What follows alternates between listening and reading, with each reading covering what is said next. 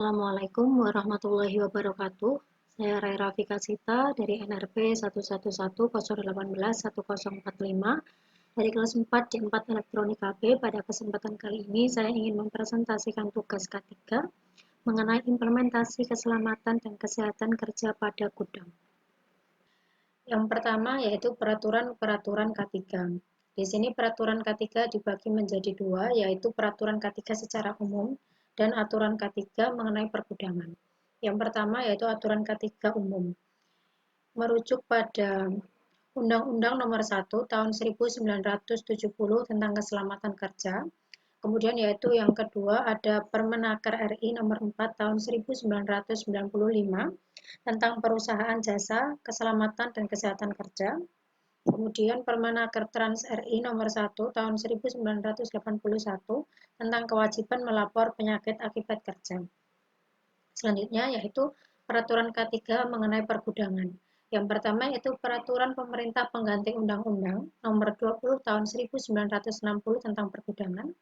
Kemudian yang kedua yaitu Pasal 1 Angka 1 Permendak RI Nomor 90 Tahun 2014 tentang penataan dan pembinaan gudang. Definisi dari gudang. Menurut Pasal 1 Angka 1 Permendak RI Nomor 90 Tahun 2014 tentang penataan dan pembinaan gudang. Gudang adalah suatu ruangan tidak bergerak yang tertutup dan atau terbuka dengan tujuan tidak untuk dikunjungi oleh umum, tetapi untuk dipakai khusus sebagai tempat penyimpanan barang yang dapat diperdagangkan dan tidak untuk kebutuhan sendiri. Fakta K3 pergudangan. Menurut data Bureau of Labor Statistics, mencatat lebih dari 3 juta kecelakaan terjadi di tempat kerja setiap tahunnya, dan di antaranya banyak terjadi di area gudang. Bahkan sektor pergudangan memiliki tingkat kecelakaan dengan cedera fatal tertinggi dibanding sektor lainnya. Maka dari itu ada hal penting yang perlu diperhatikan pekerja saat bekerja di area gudang, yakni keselamatan dan kesehatan kerja di pergudangan, agar kerugian perusahaan dari berbagai aspek biaya, waktu, cedera, dan produktivitas dapat diminimalkan.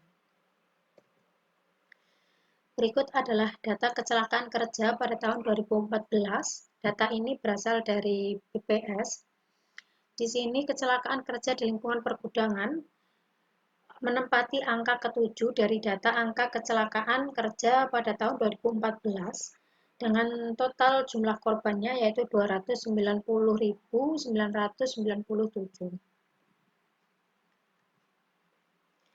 Adapun potensi bahaya pada gudang yang pertama yaitu adalah kesalahan saat mengoperasikan forklift. Kecelakaan forklift seringkali terjadi melibatkan pejalan kaki, forklift rubuh ketika mengangkat beban, beban terjatuh ketika diangkat, pekerja atau operator tertimpa beban, dan tabrakan forklift. Solusi yang bisa dilakukan atas permasalahan ini yaitu yang pertama, operator forklift harus ikut kursus hingga dapat menjalankan forklift dengan benar dan aman. Yang kedua yaitu operator harus melakukan perawatan dan perbaikan forklift dengan secara teratur, kemudian memakai sabuk pengaman sebelum menjalankan forklift. Yang kedua yaitu potensi bahaya teknik manual lifting atau handling. Teknik manual lifting atau handling yang tidak tepat akan beresiko menyebabkan cedera seperti radang otot dan keseleo, masalah sendi, dan juga tulang pada tangan, bahu, tulang belakang, dan kaki. Solusinya yaitu yang pertama, mengganti teknik manual handling dengan teknik pengangkatan mekanis seperti menggunakan lift truck, pallet truck, ataupun troli. Kemudian yang kedua yaitu angkat beban sedekat mungkin dengan badan dan pastikan tulang punggung tetap tegak saat mengangkat beban. Kemudian yang ketiga yaitu jagalah agar beban tetap dekat dengan pinggang ketika benda dipindahkan dan pandangan juga harus bebas, tidak terhalang. Kemudian yaitu ada alat pelindung diri.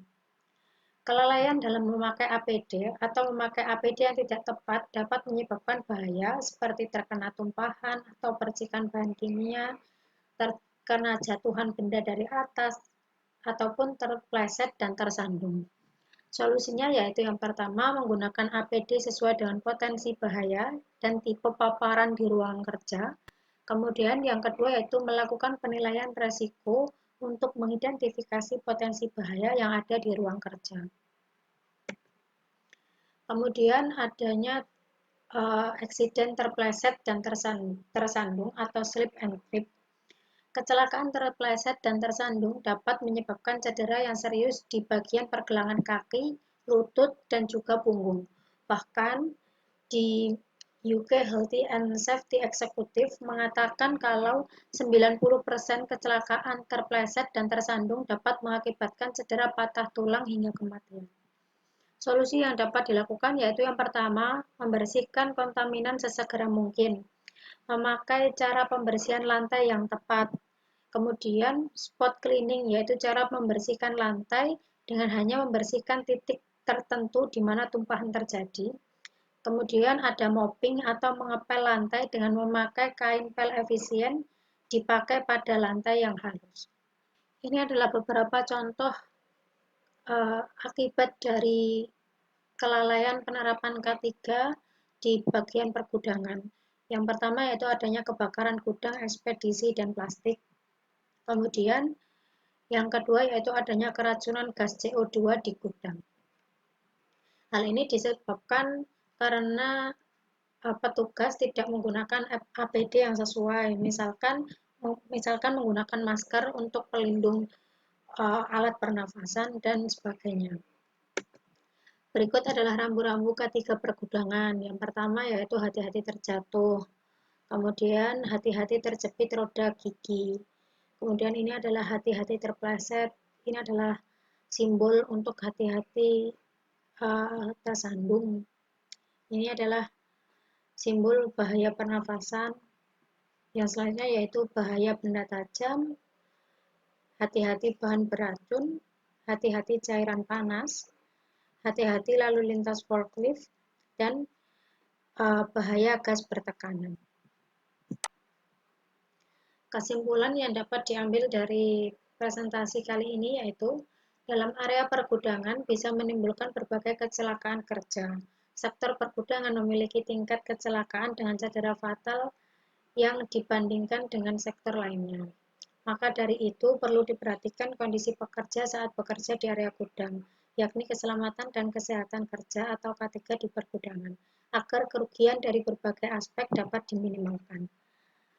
Adapun sarannya yaitu dalam upaya meningkatkan keselamatan dan kesehatan pekerja, maka harus dilakukan pembekalan kepada staf yang bertugas mengenai K3 pergudangan, serta perusahaan dapat menjamin ketersediaan APD yang standar dan layak. Sekian presentasi kali ini. Terima kasih. Wassalamualaikum warahmatullahi wabarakatuh.